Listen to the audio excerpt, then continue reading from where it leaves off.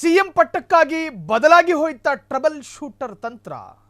CM ಕುರ್ಚಿ ಮೇಲೆ ಕಣ್ಣಿಟ್ಟಿರುವ DK Shivakumar Siddu ಹಾಗೂ ಅಹಿಂದ ನಾಯಕರ ಬಳಗವನ್ನ ನೇರ ಎದುರು ಹಾಕಿಕೊಳ್ಳುವ ಬದಲು ಸಂಯಮದ ನಡೆಯ ಮೂಲಕ ಸಿಎಂ ಸ್ಥಾನಕ್ಕೆ ಚೆಕ್ಮೇಟ್. ಸಿದ್ದರಾಮಯ್ಯನವರು ಅನೇಕ ಬಾರಿ ನಾನೇ 5 ವರ್ಷ ಮುಂದುವರಿತೀನಿ ಸಿಎಂ ಸ್ಥಾನದಲ್ಲಿ ಅಂತ ಹೇಳಿದ್ರು. ಡಿಕೆ ಶಿವಕುಮಾರ್ ನಿನ್ನೆ ದಿನ ದೆಹಲಿ ಭೇಟಿ ಮಾಡ್ಕೊಂಡು ಬಂದು ನಿನ್ನೆ ಮೊನ್ನೆ ಸಮಯದಲ್ಲಿ ದೆಹಲಿ ಭೇಟಿಯಲ್ಲಿ ರಾಹುಲ್ ಗಾಂಧಿ ಅವರನ್ನ ಭೇಟಿ ಮಾಡಿದ್ರು, ಸುರ್ಜೇವಾಲಾ ಅವರನ್ನ ಭೇಟಿ ಮಾಡಿದ್ರು. ಆದರೆ ಡಿಕೆ ಶಿವಕುಮಾರ್ ದೆಹಲಿಗೆ ಹೋಗಿ ರಾಜ್ಯಕ್ಕೆ ಮರಳಿದಾಗ ಅನೇಕರು ಅವರ ಜೊತೆ ಕೇಳಿರೋ ಒಂದು ಮಾತಿತ್ತು.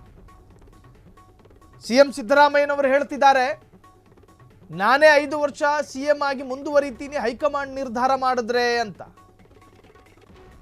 ಅದಕ್ಕೆ ರಿಯಾಕ್ಟ್ ಮಾಡಿದ ಹೇಗೆ ಅಂತ ಕೇಳಿದ್ರೆ ಡಿಕೆ ಶಿವಕುಮಾರ್ ಅವರು ಅತ್ಯಂತ ಸಂಯಮದಲ್ಲಿ ರಿಯಾಕ್ಟ್ ಮಾಡ್ತಾರೆ. ಅದಕ್ಕೆ ಸಿಎಂ ಹೇಳಿದ ಮೇಲೆ ನಾವೇನ್ ಮಾಡೋದಕ್ಕಾಗುತ್ತೆ?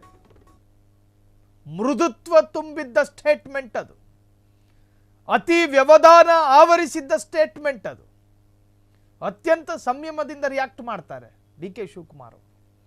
ಸಿದ್ದು ಹಾಗೂ ಅಹಿಂದ ನಾಯಕರ ಬಳಗವನ್ನ ಎದುರು ಹಾಕಿಕೊಳ್ಳುವ ಬದಲು ಅವರನ್ನು ವಿಶ್ವಾಸಕ್ಕೆ ತೆಗೆದುಕೊಳ್ಳುವಂತಹ ಪ್ರಯತ್ನ ಡಿಕೆ ಶಿವಕುಮಾರದ್ದು ಎನ್ನುವಂತಹದ್ದು.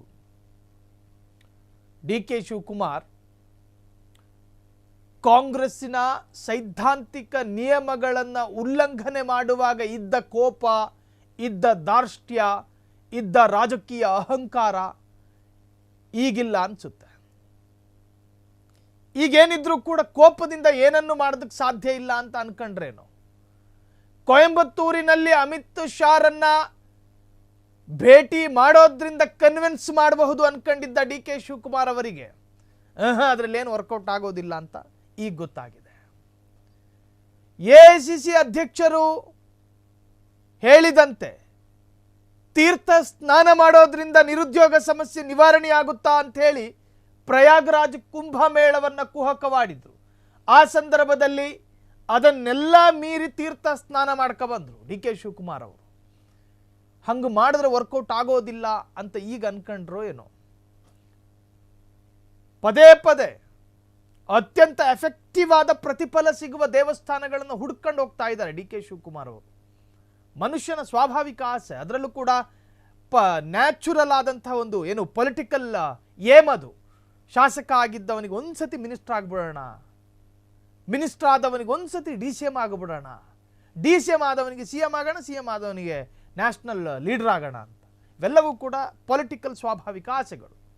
ಸೊ ಹಾಗೇನೆ ಈಗ ಆ ತರಹದ ಕೋಪ ತೋರಿಸ್ಕೊಂಡು ರಾಜಕೀಯದಲ್ಲಿ ಏನು ಗಿಟ್ಟಿಸ್ಕೊಳ್ಳೋದಕ್ಕಾಗೋದಿಲ್ಲ ಅಂತ ಅನ್ಕೊಂಡ್ರು ಏನು. ಹಾಗಾಗಿ ಪ್ರತಿಯೊಂದು ಸಮುದಾಯವನ್ನು ಕೂಡ ವಿಶ್ವಾಸಕ್ಕೆ ತೆಗೆದುಕೊಳ್ಳುವಂಥ ಪ್ರಯತ್ನಗಳಾಗ್ತಾ ಇದೆ.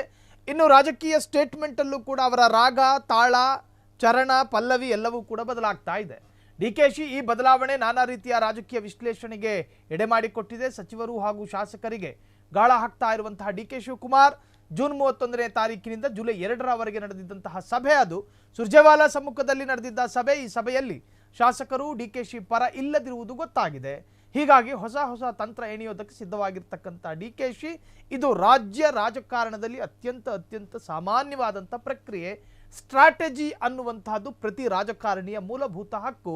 ಬುದ್ಧಿವಂತಿಕೆಯ ಹೆಜ್ಜೆ, ತಂತ್ರಗಾರಿಕೆ ರೂಪಿಸುವುದು ಇದು ರಾಜಕಾರಣಿ ಮಾಡದೆ ಹೋದರೆ ಆತ ಅದರಲ್ಲಿ ಮೇಲೆ ಬರೋದಕ್ಕೆ ಸಾಧ್ಯನೇ ಇಲ್ಲ ಅನ್ನೋದು ಸರ್ವೇ ಸಾಮಾನ್ಯವಾದಂತಹ ಜ್ಞಾನ. ಕ್ಷಣದ ಸುದ್ದಿಗಳಿಗಾಗಿ ಫ್ರೀಡಂ ಟಿವಿ ಸಬ್ಸ್ಕ್ರೈಬ್ ಮಾಡಿ, ಲೈಕ್ ಮಾಡಿ ಹಾಗೂ ಫಾಲೋ ಮಾಡಿ. ಹೊಸ ಸುದ್ದಿಗಳ ನೋಟಿಫಿಕೇಶನ್ಗಾಗಿ ಬೆಲ್ ಐಕಾನ್ ಮೇಲೆ ಕ್ಲಿಕ್ ಮಾಡಿ.